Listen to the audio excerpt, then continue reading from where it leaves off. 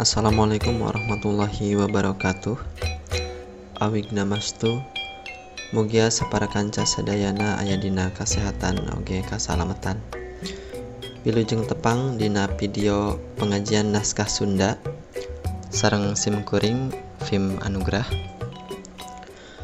Dina danget ayeuna simkuring bade nyanggakeun pangaosan atanapi pengajian naskah Sunda.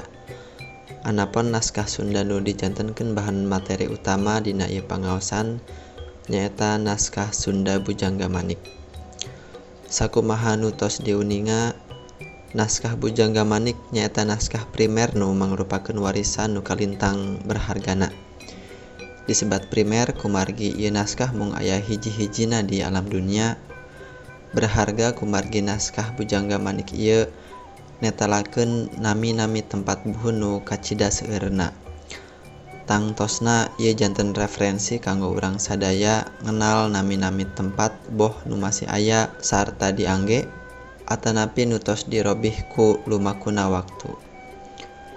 Naskah Bujangga Manik ieu diserat dina media daun nipah ku bentuk puisi naratif nu mangrupa lirik jumlahna aya 88 lempir. Eusi ieu naskah aya 50 genep baris kalimah nu masing-masing kalimahna aya 8 suku kata. Numutkeun panalungtikan naskah ieu diserat di akhir abad 14 atanapi awal abad 15 ku Resi Hindu ti Karajaan Sunda nu wastana Prabu Jayapakuan atawa Amanglayaran atawa Bujangga Manik. Anjeunna oge nu janten tokoh dina ieu naskah. Ku kituna tiasa disebatkeun yen ieu naskah disebat oge naskah biografi. Sanos anjeunna kasebat anggota kulawarga karajaan atanapi bangsawan, tapi anjeunna langkung milih janten resi atanapi hirup ku cara asketis.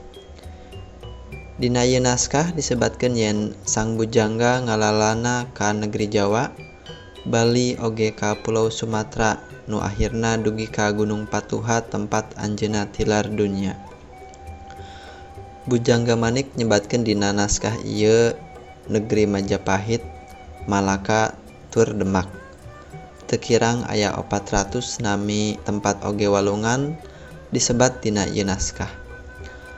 Panalungtikan ieu naskah dikawitan ku Nurduin nu kumargi pupus teras dilajengkeun ku Ateu oge undang darsa ti Universitas Pajajaran.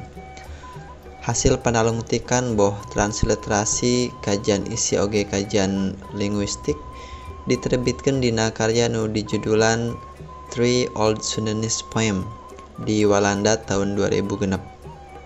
Sanos naskah Bujangga Manik ieu diserat ku aksara Sunda ngagunakeun basa Sunda sareng janten kabagjaan urang Sunda, mung dugi ka danget ayeuna eta naskah masih disimpen rapi di perpustakaan Bodleian, Oxford, Inggris ti tahun 1627. Sakitu panganteur perkawis naskah Bujangga Manik.